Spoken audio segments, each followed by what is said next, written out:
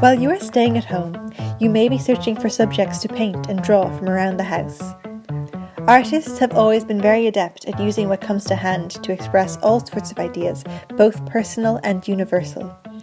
In this series, we have a look at what the artists in the Hugh Lane collection and others have used for inspiration. Views in and out through windows or doors have always been a popular subject matter for artists. Many well-known artists have used this device to express a variety of different ideas and states of mind.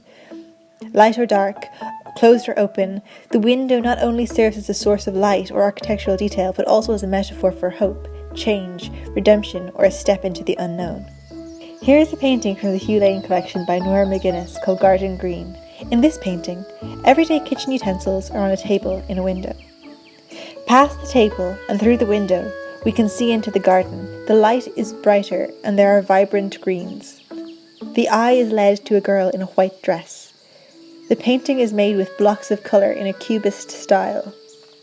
The child has escaped the confines of the house and is out in the sunshine playing. The viewer looking out at the child might be tempted to think of a more carefree time without the concerns of everyday life. In some ways, this painting, Child in a Yard, is quite similar.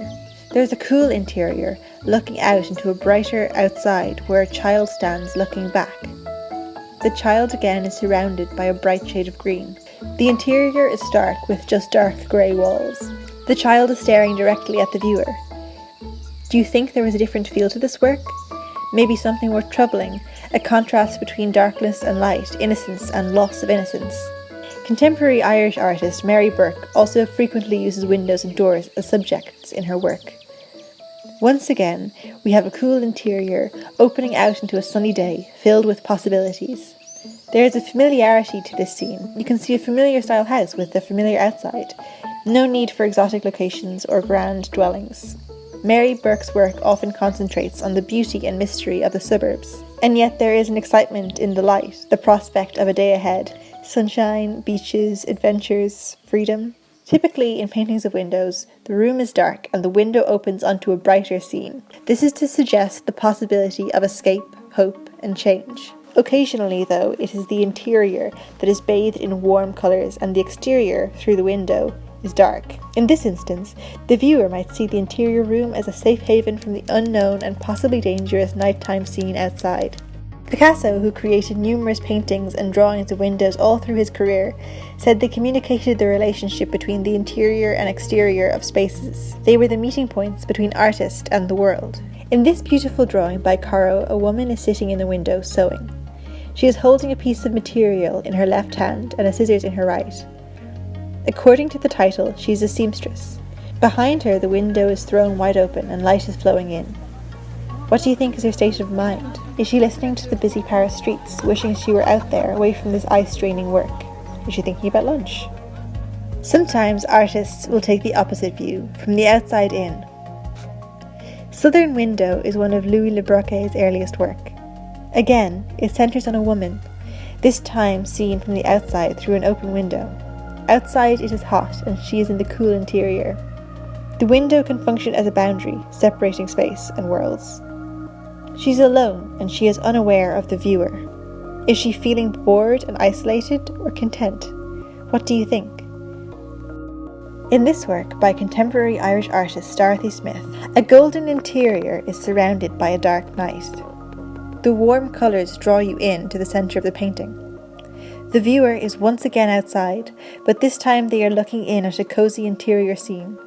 This might inspire feelings of loneliness or of being an outsider. In this painting, also by Dorothy Smith, the artist concentrates entirely on the curtains. Outside, we can just about see the shape of a tree and some buildings. There's a strong feeling of intimacy in this work. The viewer might be looking up from a sleepless night, contemplating his or her surroundings and going over the events of the day. Now it's time to try this yourself. Have a look around your home and see what windows might be suitable subject matter for your drawing or painting. Try drawing a few different windows. Draw the selection quickly on scrap paper. This will give you an idea of which will work best. Decide how much of the interior room you want in your work and how much window. The window could be quite small, looking out on one or two details, but showing more of the window frame, curtains and room furniture. Or the window could fill up the page with only a small border, in which case you might see more of the outside. Think about the mood you want to portray. Are you feeling a bit hemmed in? And would you like your painting to suggest escape? Or would you like to suggest a cozy atmosphere, safe from a threatening world? Is there something else you would like to portray in your work? How will you suggest that through warm and cold colours? Many of the works we have looked at have been paintings, but look at this work by Mary Burke. It depicts a tempting slice of the outside seen through an upstairs window. Look closely at the glass and you can see that she has drawn this with oil pastels in a glorious array of colours to suggest frosted glass. Take your time and try, if you can, to avoid working from photographs. It can be handy to use photographs at times, but it is better to look at your window and view out of it directly while you are drawing or painting, as this will hone your noticing skills and improve your concentration. When you have finished your work, please share it with us on social media, tweeting it at The Hugh Lane. Let's be creative together, and we hope to see you at the Hugh Lane Gallery soon.